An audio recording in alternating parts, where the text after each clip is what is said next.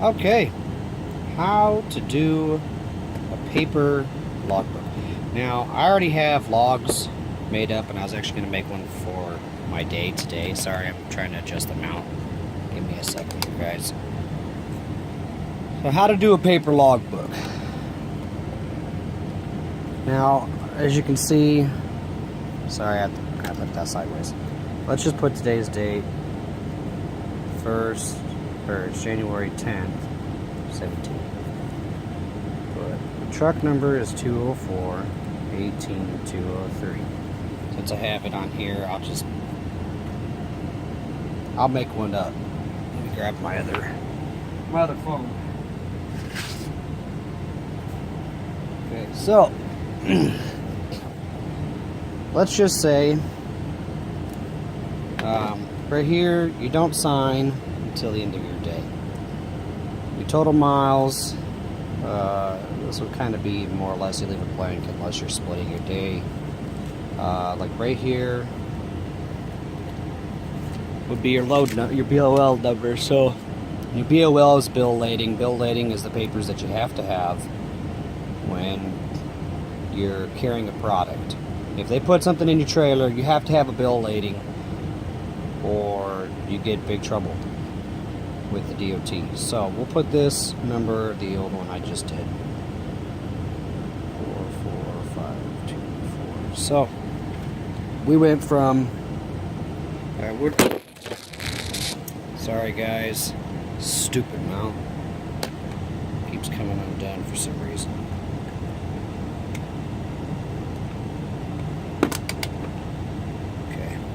Let's try this again. Sorry about that. This happens when you don't have the good equipment.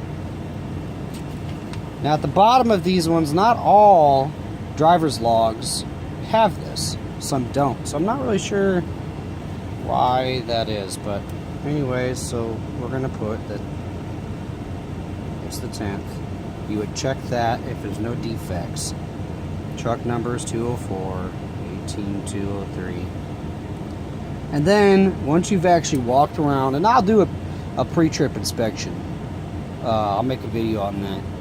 But once you check your truck, if everything is looking right, you check there saying there's no defects, you then sign your name, stating that I checked everything. Now, if there was defects, like here,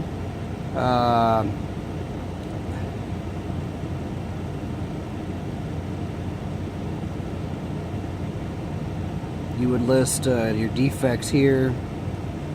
You could check that. If it was something major, I mean, you would check that anyways. But basically, what you'd have to do, you check over here. Sorry, I didn't realize it's so far away. You check the above defects. Either one. They need not be corrected for safe operation of vehicle, or above defects are correctable. If you check that mark, you're gonna need to sign here instead. Anyways, we don't have that problem right now. We're not doing that. So, okay. Let's just say, let's start out here. Let's just say at 8 o'clock last night you parked. So from 8 to 12 would be 4 hours. You need to have 10 hours altogether between sleeper berth and off-duty time. We're going to put everything in the sleeper. So we had 4 hours yesterday. Or let's just say that you went to bed at midnight. That'll make it easier so you guys can actually see. So at midnight you went to sleep. So all the way across to 10 o'clock. Now 10 o'clock you can do your pre-chip inspection. So you bring your line down. You go over 15 minutes. I mean, it depends on how long it takes you. It doesn't take very long to do a pre-trip, not unless you're slow at it. Let's just say we are in where we're at now, Pittsburgh, Kansas. We did our pre-trip inspection. Now, if you also, you can do this while you're fueling. So if you fueled, then you need to put, /fuel. Now you can do all that in 15 minutes. Sometimes it'll take 30 minutes depending on how your day is going. But, so, let's just say pre-trip and fuel. Now fuel has to be within 15 minutes before or after of when you actually fueled. Try to always put it where you actually fueled. Because the DOT, when they come to the company, they check that stuff. There's record of it.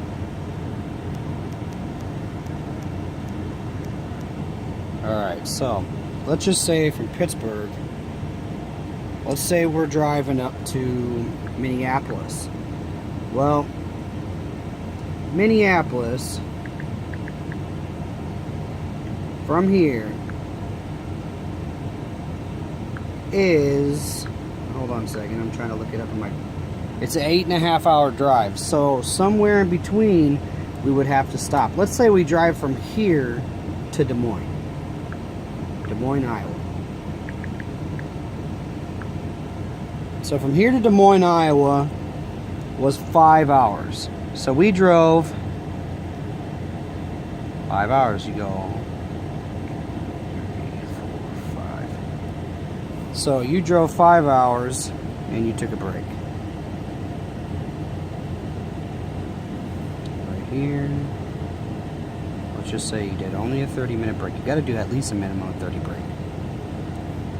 The law is you got to do a 30-minute break within the first 8 hours of your shift. If you don't, if you do it too soon, like let's just say you have a full day of driving, you do it within the first 2 hours, most likely you're going to have to take another 30-minute break. It depends on the people. Some people don't like to drive that long. I've driven for 7.5 hours straight. So right now, to make it easier, Des Moines, Iowa, break. That's how you do it right there. Now that was 317 miles. So on this other piece of paper, we're gonna write 317. Now from there, from Des Moines, usually I go obviously to truck stops, but we're just making this roundabout basically right now. To Minneapolis. So from Des Moines to Minneapolis, it was 3 hours and 45 minutes worth of driving. So again,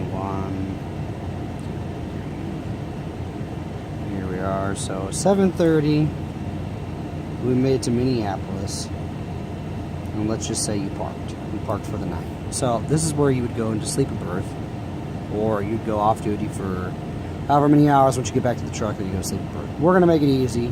Sleeper berth straight across. Okay. So you got 4.5 hours of sleeper berth. So the next day, you would only be in your sleeper berth at least. I mean, you can stay in there as long as you want, clearly, but you would be able to start your day, since there's 4.5 hours here, you'd be able to start your day at 5:30. You could do your PTI and so on. So right here.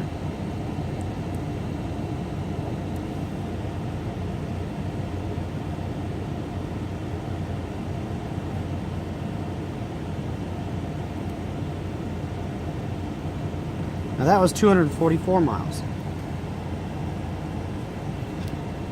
So now you're going to add your miles up.